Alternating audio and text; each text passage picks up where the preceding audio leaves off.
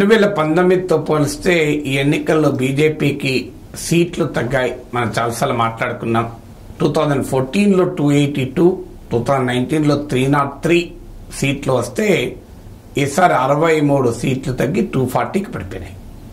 So మామూలు పతనం కాదు, సుమారు 20% సీట్లు తగ్గాయి.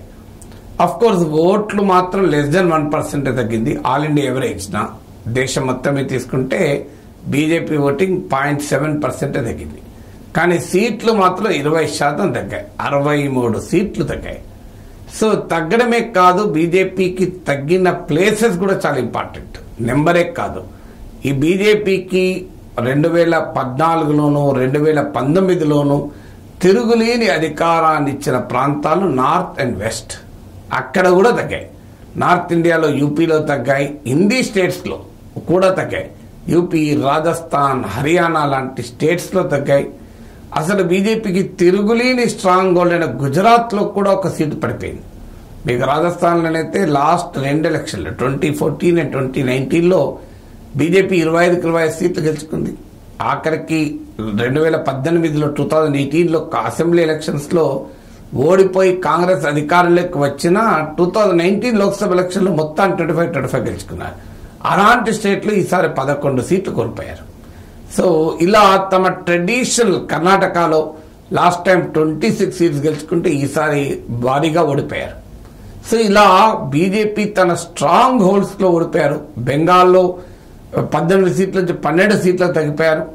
అందువల్ల బీజేపీ ఓటమి అక్రాస్ ద రీజన్స్ కనబడుతుంది. నార్త్, వెస్ట్, ఈస్ట్, సౌత్, ఇలా అంతటా కూడా బీజేపీ దెబ్బతినడం క్లియర్ గా కనబడుతుంది. లాస్ట్ ఎలక్షన్ లో గెలిచి బీజేపీ రిటైన్ చేసుకున్నవి 201 సీట్స్, 201 సీట్లు లాస్ట్ టైం కూడా గెలిచి ఈసారి కూడా రిటైన్ చేసుకున్నాయి.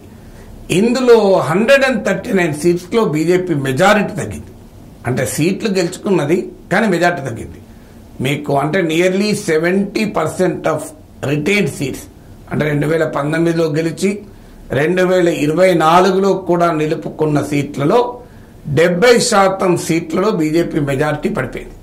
ఇది ఏ స్థాయిలో దెబ్బ తగిలిందో మీరే చూడండి. 63 సీట్లు తగ్గడమే కాదు, 70% మళ్లీ గెలుచుకున్న సీట్లలో కూడా బీజేపీకి మెజారిటీ పడిపోయింది, ఇంక్లూడింగ్ వారణాసిలో కూడా మోడీ మళ్లీ గెలిచాడు కానీ మెజారిటీ భారీగా పడిపోయింది.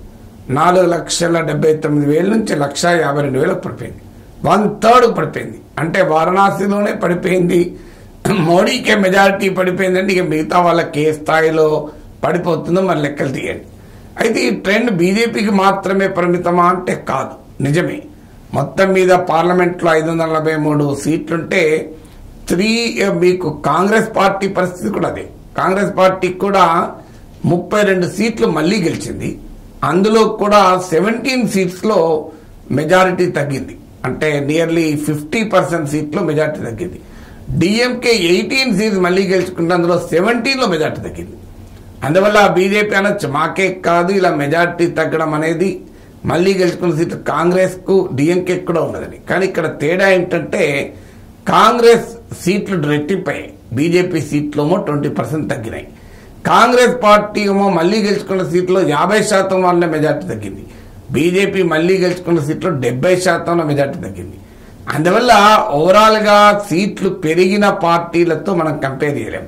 డిఎంకే కూడా తన ఆధిపత్యాన్ని నిలుపుకుంది.